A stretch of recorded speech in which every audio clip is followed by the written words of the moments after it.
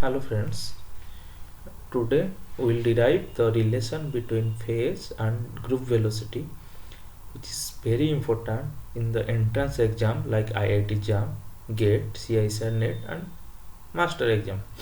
So today we will see the theory that the relation between group and phase velocity. In next video we will solve some problem. So let's start. Please follow my cursor for a proper understanding. uh, Wave function can be defined as y is equal to a e to the power I kx plus or minus omega t. This is the phase of the wave function, where y define the direction of propagation of particle and x is the direction of propagation of wave. Phase velocity is the speed and direction at which the phase of a wave propagated through the space. So which is defined as phase velocity Vp is equal to dx by dt.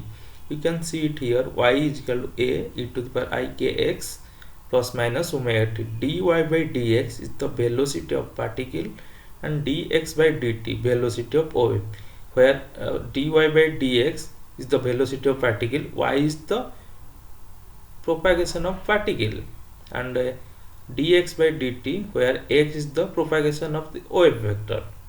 So Vp is equal to dx by dt. So we know that the phase kx minus omega t is a constant. Differentiate it both sides, k dx minus omega t equal to 0. 0 is the derivative of constant is 0. Then now bringing this omega t to right side with a minus sign is converted to plus sign, k dx is equal to omega dt. So kx by dt is equal to omega t. So Vp is equal to plus omega by k. When the kx, the phase is kx plus omega t instead of minus, is a constant, then differentiate it k dx plus omega dt is equal to 0. Now again bringing this omega dt to right side with a minus sign, k dx is equal to minus omega dt. Now dx by dt is equal to minus omega by k. So Vp is equal to minus omega by k. So you can see here for the kx minus omega t, the phase velocity is plus omega by k, and for kx plus omega t, the phase velocity is minus omega by k. That means when the phase velocity comes with a positive sign, that the waves moves in positive x direction. When the phase velocity comes with a negative sign, that means wave propagated along the negative x direction. Okay, so you can see now here for the kx minus omega t, that means both are in opposite sign, waves moves in positive x direction. For kx plus omega t, waves moves in negative x direction.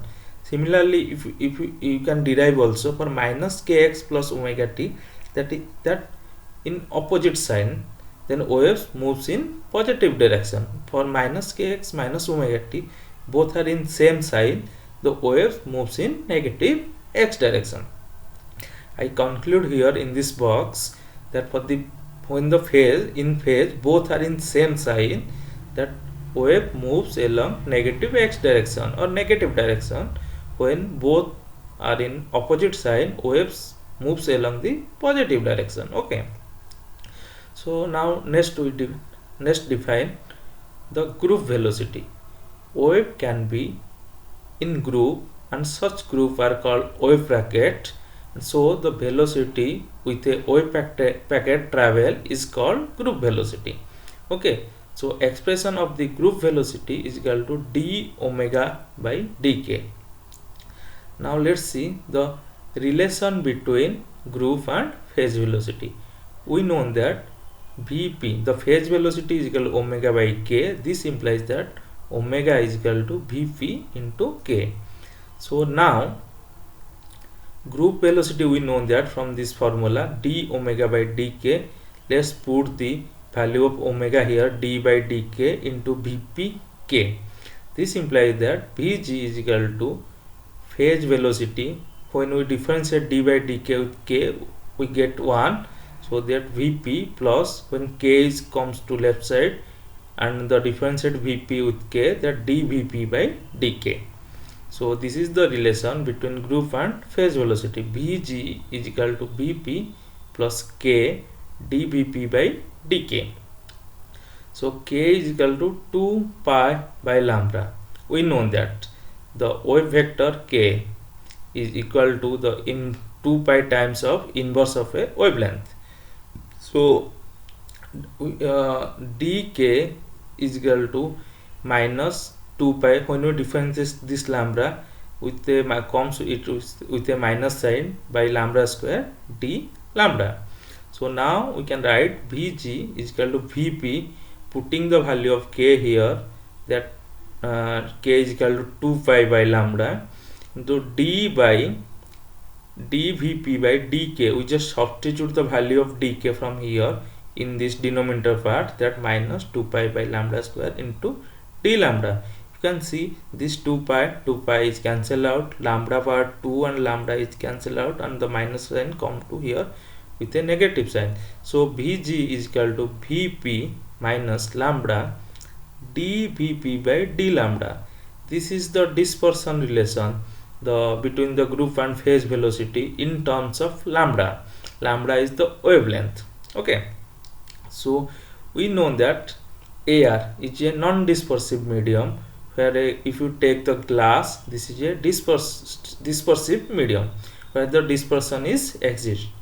So when the white light fall on this glass, the different lambda moves with different velocity. Like red color light, it has some different wavelength, and the violet color, it has some different wavelength. So the white light, when the white light fall on this glass, it split into 7 colors. Okay, this is due to the dispersive medium, but in air medium there is no dispersion. So different lambda, we can conclude like here, different lambda wave can travel with same velocity, but the for the dispersive medium, different lambda waves travel with different velocity. Okay, that means if you come to once again the conclusion that for the non-dispersive medium, velocity doesn't depend upon lambda. For the dispersive medium, velocity depends upon lambda. So next we can conclude like this: for the air medium, where the velocity doesn't depends upon lambda, dvp by d lambda is equal to 0. So the relation between group and phase velocity become Vg is equal to v lambda from this dispersion relation. So we can conclude like that: for non-dispersive medium, the group velocity is equal to phase velocity. For the dispersive medium, we can see that velocity depend upon lambda. That means dvp by d lambda is not equal to 0. That phase velocity depend upon this wavelength. So this implies that group velocity is not equal to phase velocity. So there is two cases for the dispersive medium, when the differentiation of this phase velocity with respect to lambda is greater than 0, when the dvp by d lambda is less than 0. When dvp by d lambda is greater than 0 or positive, we can conclude from this above equation that group velocity is less than vp, which is normal dispersion relation.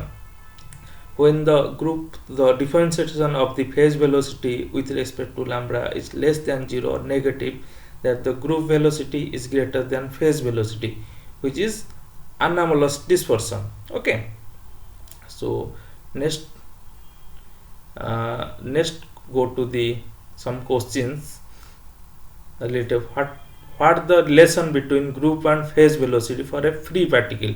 This question was asked in a GATE exam. Okay, so we know that for free particle the potential energy is 0, but kinetic energy is equal to p square by 2m. So phase velocity Vp is equal to, we know that, omega by k, I just multiply numerator and denominator by h cot. Then h cot omega by h cot k is equal to E by P.